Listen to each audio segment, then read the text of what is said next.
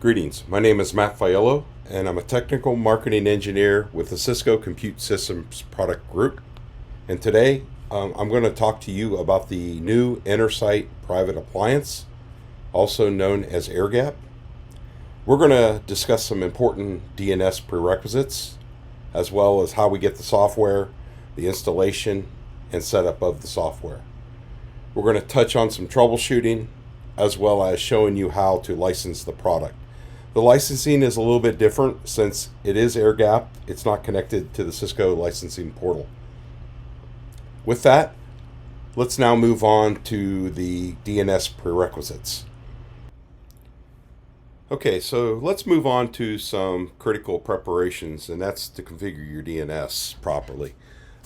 As simple as it may seem, we still have some folks that have some difficulties with this, and this is absolutely critical because you can't use the product if you don't have a successful DNS. You can't access the appliance by IP address. So if you've done that with other appliances, you cannot do that with the private appliance.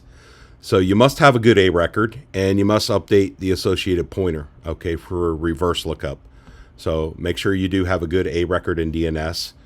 Also, you have to have a CNAME, an alias, and that has to be DC dash whatever your host name is going to be. And then I would strongly advise go ahead and browse and then get your FQDN from the browse. You should be able to browse it because you've already created your A record. So these are critical DNS prerequisites, and please make sure you have this done before installing and configuring the product. Okay, so next we need to go ahead and download the Bootstrap OVA that we will use. We need to go to software.cisco.com to do that. So let me show you where that is. Okay, so now we're out on software.cisco.com, and of course we're going to need to log in.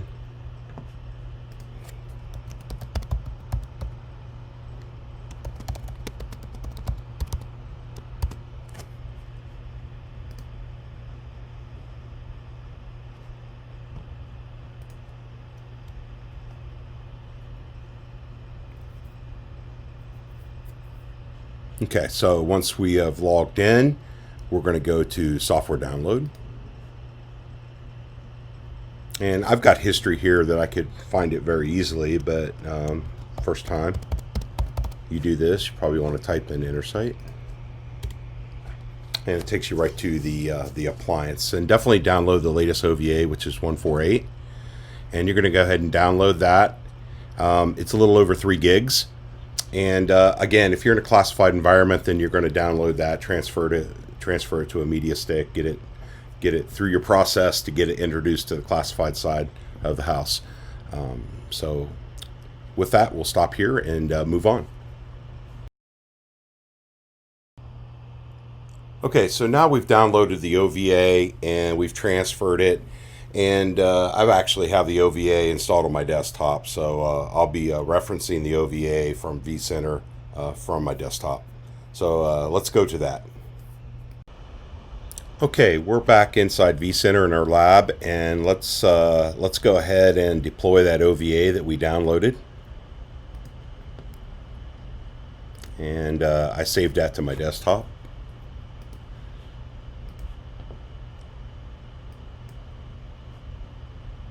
Go ahead and give it a friendly name.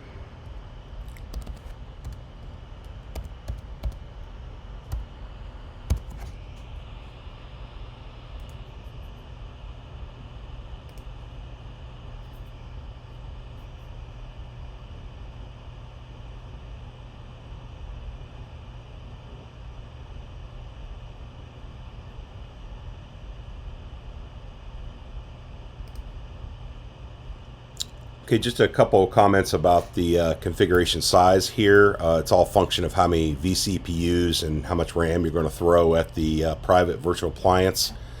Small supports up to 2,000 servers. If you bump that up to medium, supports up to 5,000 servers. Tiny here, this is for the Intersight Assist appliance. The Assist Appliance is necessary for third-party integrations, such as integrating Intersight with Pure Storage. Let's go ahead and select Small for our use case and demonstration. Pick your data store, VM network.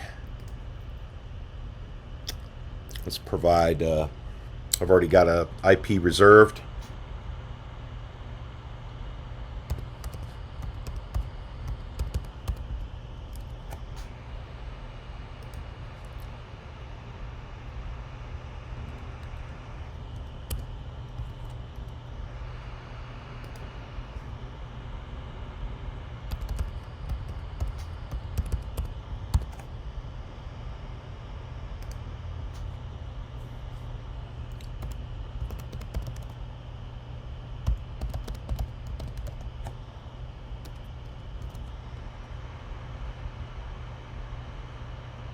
Typo here, so let's correct that.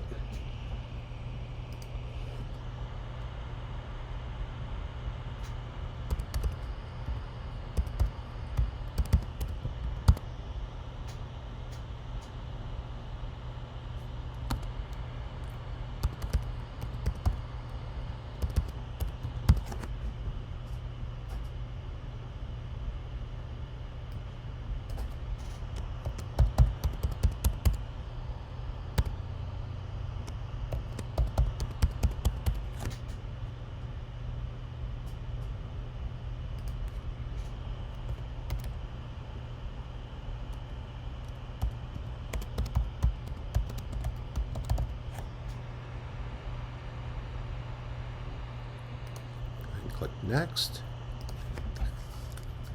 Click Finish.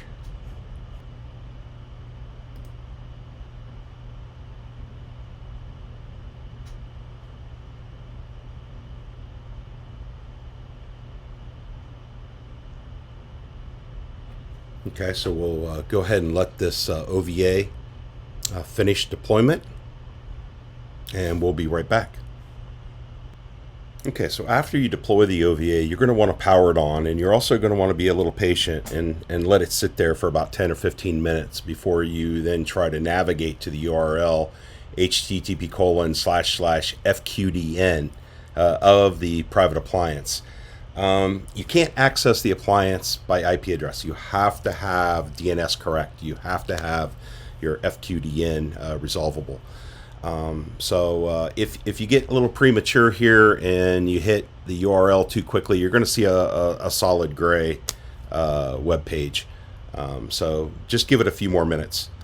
But we're going to do this. We're going to hit the FQDN, and then we're going to set up the private virtual appliance. Okay, so here's an example of what it would look like if you prematurely hit that URL. Okay, so I've hit my URL here, and it's just a solid gray splash screen here. So just give it a few more minutes, and with that, we'll be right back. Okay, we're back, and a couple refreshes on the URL, and we'll get the security screen here. So we're going to go ahead and accept that. And this is the screen that you should get then to go ahead and proceed with the installation.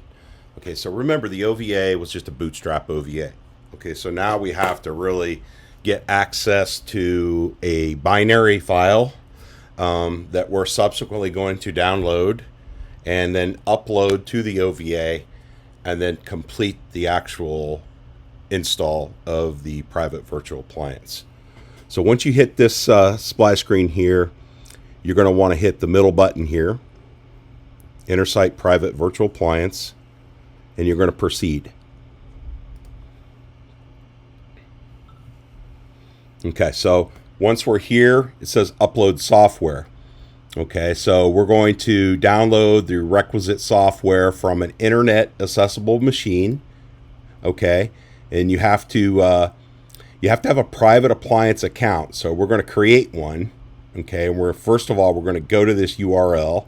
It's www.intersight.com pvapp. Okay, as an overview of the next few steps, we're going to navigate to intersight.com/pvapp, and then there, at that URL, we're going to create a private virtual appliance account, a unique account, and then that account will give you access to a software download to download the binary that you're going to use for the actual installation of the private virtual appliance. Now, I've already logged in intersight.com/pvapp, and I'll review and accept the legal. Click next. Okay, so once you navigate to www.intersight.com/pvapp, and then you log in, you're going to get presented with this screen here, and it's going to prompt you to create a private appliance account. So you're going to want to create a unique account.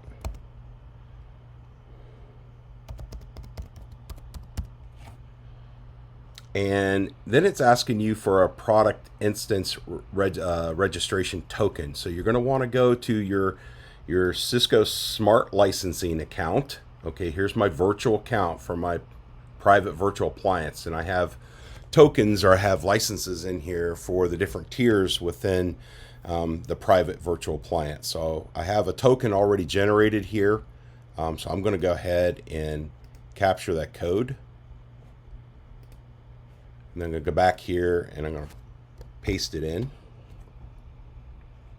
and click create. You got to be patient. Probably going to take a few minutes here. Okay, so we've created our account successfully.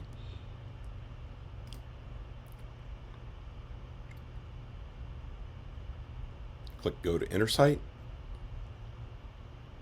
And now effectively, because you've created your private virtual appliance account, you've been given access now to the software download. Okay, so this download is much larger. As you can see, it's almost 7.5 gigs in size, so this will take a little while. You're only going to see one file here, so download that binary. And then, of course, if you're in a classified environment, you'll have to do this on the public side and go through your process of transferring it to the classified side. So with that, I'm going to go ahead and pause the video here, and we'll resume once the download completes. Okay, so once we've downloaded the binary, we are going to transfer it to the virtual private appliance. Now, this is basically the installation for the virtual private appliance. So it's going to take the better part of about 90 minutes to upload and complete the install of the virtual private appliance. So you're just going to have to be patient for this part. Okay, we're back at the virtual private appliance. We've downloaded the binary for the installation, and if you're in a classified environment, we've transferred it from the public internet side over to the classified side, and now we're getting ready to upload that binary file to the private appliance, and then the installation will basically take place. So again, this is going to take about 90 minutes, so you just have to be patient. So let's go ahead and browse. I have the binary on my desktop, and once you've identified the file, okay, then you can go ahead and click next in the bottom right hand corner. And now we're going to go through an uploading phase. So as you can see, it's cranking through here. I'll pause the video and come back towards the completion of the upload.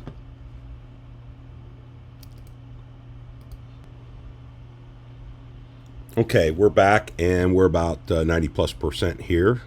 So the upload is just about complete.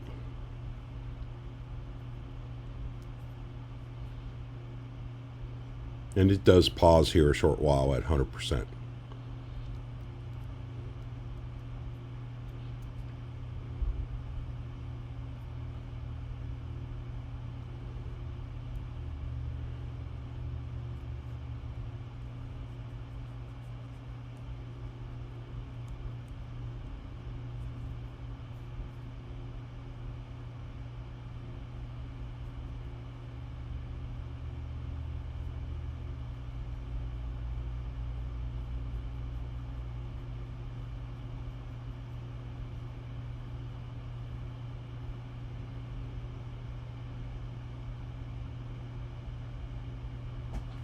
Okay, now we've transitioned to the actual installation automatically. You can see it's in progress. Now this is going to take, again, about 90 minutes. When it's all said and done, this whole screen is going to be filled up with different steps and green check marks. I guess if you enjoy watching the entire installation process, you can do that. But it's certainly a good time to leverage other tasks and take care of other business. Periodically come back and check. I've done many of these installs. They're all successful, so I don't think you'll have any problems at this point. Or you can pretty much come back at about the 90-minute point. So we're going to pause here. We'll come back in a short bit and talk a little bit about troubleshooting while this installation takes place. And then we'll come back towards the end of the 90 minutes there when we're finalizing the installation. Okay, so let's talk a little bit about troubleshooting, and we're going to use the CLI Secure Shell access to the appliance to do this troubleshooting. Okay, so here I am back at the CLI, and I'm going to go ahead and secure shell in to one of my other private appliances that is already installed. And in the case of accessing this troubleshooting CLI, you can actually you want to secure shell to admin at either the FQDN or the IP address. So in this is one of the rare cases where you can actually use the IP address. Provide the password. Okay, so you're going to see a diagnostic and maintenance and configuration type window here with some different options. Certainly in diagnostics, you can ping a host or do a trace route. Probably the most useful thing here is run a connectivity test. So when you're deploying an OVA and you start up that OVA and you're just never able to get to the login screen, you're probably going to want to come in here, secure shell to the IP address of the appliance, and then run this connectivity test.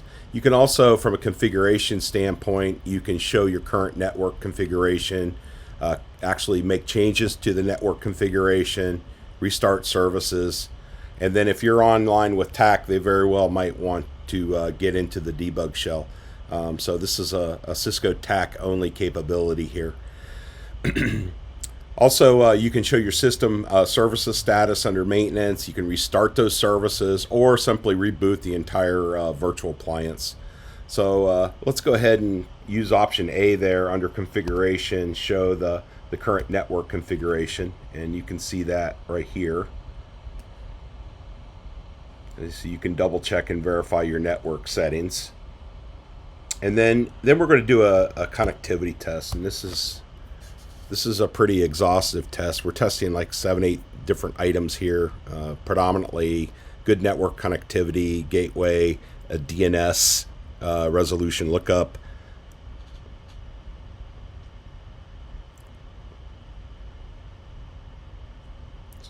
So everything should finish okay.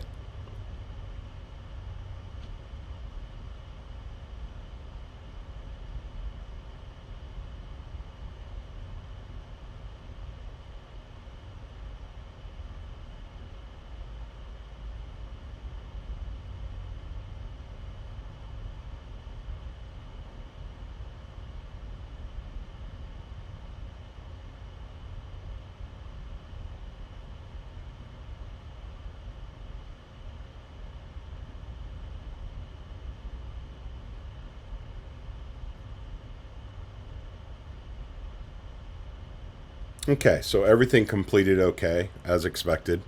So this is a good place to come to do some basic troubleshooting, even before you would call TAC and engage TAC. To exit out of here, you're just going to put a period, hit enter. Also, just a comment here, some of the prior appliance builds had you log in with a special username called DIAG, D-I-A-G. We did away with that, so everything is going to now be just admin to access the CLI here. So hope you find this useful, and you ought to check it out. You can certainly do that while you're doing your install or after the installation completes. Okay, so we're approaching about halfway through the installation of the private appliance, and just want to check in here. As you can see, we're starting to fill up the page. We've got all green check marks. Pretty much we'll complete the rest of the page here with different steps.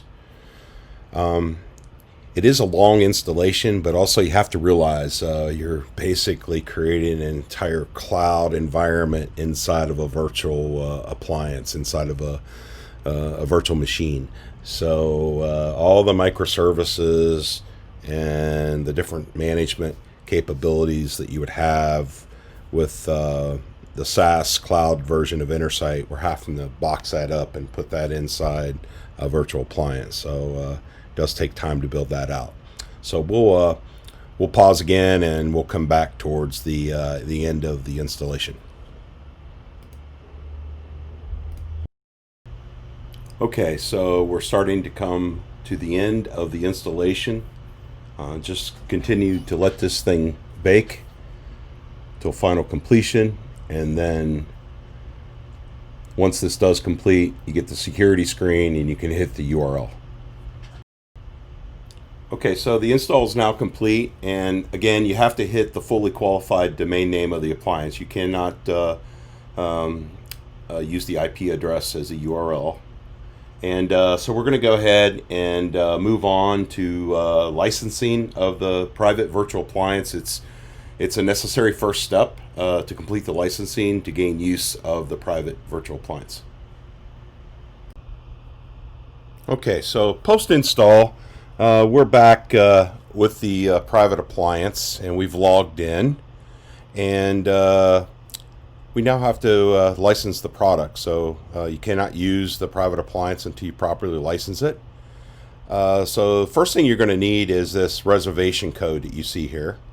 Okay, so you can copy it to clipboard if you're on a machine that has internet access, but my guess is most of people that will be using this private appliance, it'll be truly air-gapped. They're not going to have internet access. So you go ahead and download this, and you'll have to do a transfer to a thumb drive and get it to an internet accessible machine where you can get into the licensing portal for Cisco. So we're going to go ahead and do that. In my case here, I've got it on a browser. And I've logged into the Cisco Software Central where we access smart licensing. And I'm going to go ahead and look at my inventory for licensing. And if you have more than one virtual account, you're going to need to make sure you have the correct virtual account. I do. I happen to know the second one there is my private virtual appliance. And then if I look at the licenses for that, I can see that I've been allocated different licenses for different tiers. The 3 different tiers that you would use for the private virtual appliance, which is the Essentials tier, then the Advantage tier, and then the top tier Premier. So I'm going to go ahead and use licensing from the Essentials tier, and the way I do that is I go ahead and I click here on License Reservation, and it takes me to this little wizard here. This is exactly where you're going to paste or upload that reservation code. And just so you know, you're not going to see the next go blue here until you click off the blue box that's been circled here. So click off, and then you see that the next button becomes enabled. So go ahead and click next. Now you're going to reserve specific licenses. Okay, so I'm going to go down here and I'm going to find my Essentials, and I'm going to say I want to reserve 15 licenses for that. Again, it's encircled with a blue box, so click outside of that. That enables the next button. Just a confirmation screen here, and then generate an authorization code. Okay, so here's your licensing authorization code, and again, you can copy it to clipboard, or if you're doing the two-machine classified network, unclassified network, you can download the file and do a transfer. All right, so we got the authorization code copied to clipboard. Let's go back to the private appliance, and you're going to want to paste that authorization code in here and simply click install. Now this will take a couple minutes, so again, I'm asking you to be patient.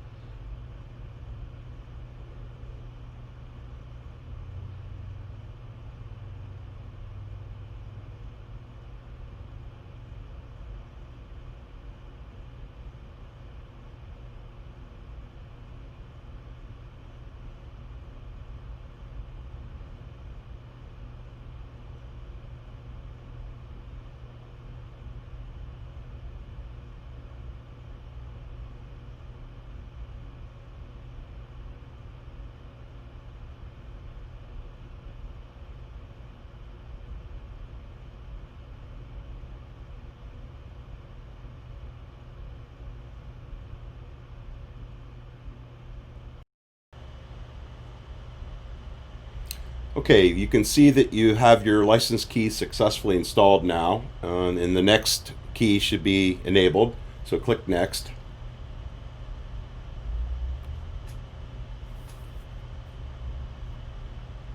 And you should be presented to the Welcome to Intersight screen here. So we've got a successful installation of the virtual private appliance. We have successful licensing for the virtual private appliance, and we'll come back with final module on claiming a device to the virtual private appliance, which is the same process as SaaS or the connected virtual appliance.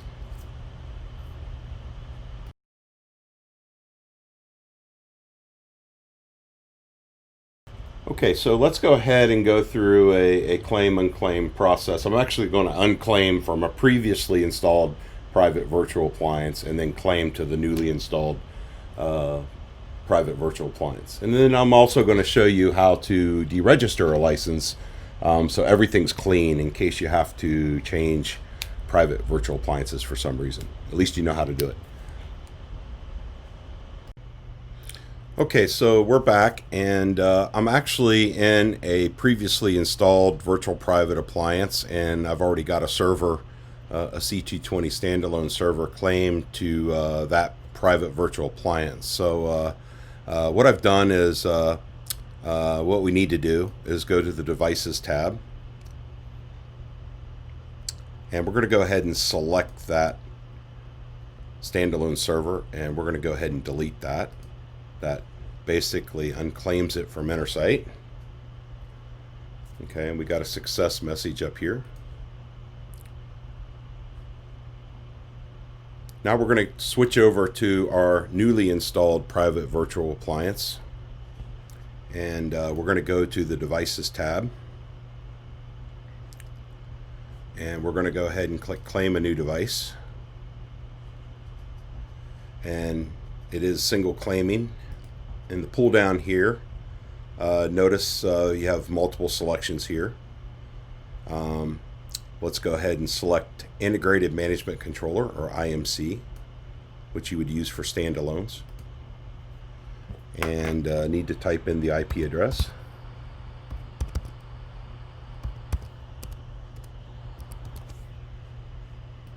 And provide the account name and password, and click claim.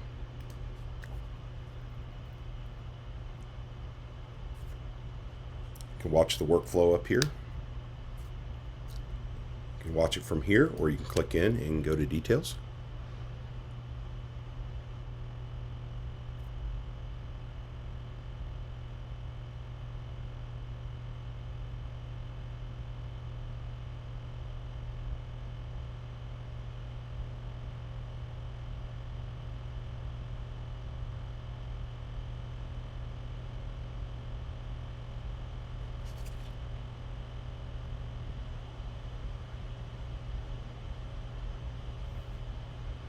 Okay, just finished up and we have a successful claim. So we go back to our servers tab.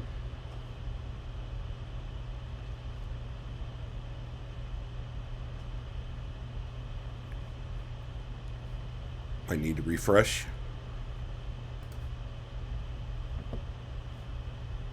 And this could take a minute also because we're doing inventory.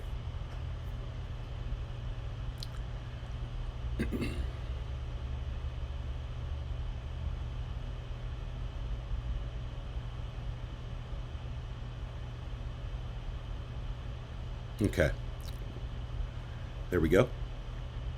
Now what I'm going to do here is I like to see the licensing tier, and by default it's not shown in the list here. So we go to the gear icon here. That controls all the different banners, fields across the menu there, across the top. And you'll notice there's licensing tier. So I'm going to go ahead and enable that. You can see that I'm licensed as Essentials. That's what we installed. And I tend to like this guy over a little closer. So I'll put that in the middle there. And it's still doing the inventory collection. Okay, that's why it's not filled in completely yet, but you get the gist of this. It'll take a few more moments to do that, and that completes our unclaim and our claim. Okay, so we're back, and let's talk about how we're going to return licenses if we ever need to do that. Okay, so here's the previously installed private virtual appliance instance that we originally did the unclaim process of that standalone C-Series server. So I'm still consuming licenses here because we installed proper licensing or when I did the installation.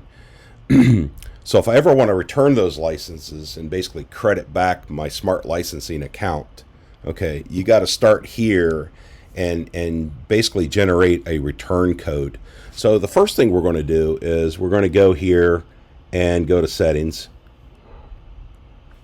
and go to our account details, okay, right at the top. And we want to make sure this account ID aligns with what the correct product instance in our smart licensing portal. So if I bounce over there, notice it's the last four is Delta Delta 89. If I bounce over to my licensing portal and I go to the product instances tab, you can see I have that Delta Delta 89 right here. Okay, so it's still consuming licenses. Now what I can do here is remove this instance. Okay, and in order to do that, as the instructions tell you, you need this reservation return code. So if we come back to the product itself, okay, and we go, once we have identified the account ID and matched that up, let's go to licensing. Okay, and you'll notice you have a button here, return license. So if you click on that, this gets you one step away from generating that return code. Now I'm not going to actually do it, but you simply click the button here, generates a return code, and then you simply copy and paste that in here, and then it removes the product instance. Okay, so just a little bit of knowledge there if you ever have to do that. Perhaps you're transferring from one to the other and you want to get credit back on those previous licenses. So with that, this comes to the conclusion of our video, our time together with the virtual private appliance. I hope you found this informative, and I hope it helps you have a very clean installation process, licensing process, and claiming and use. Thank you.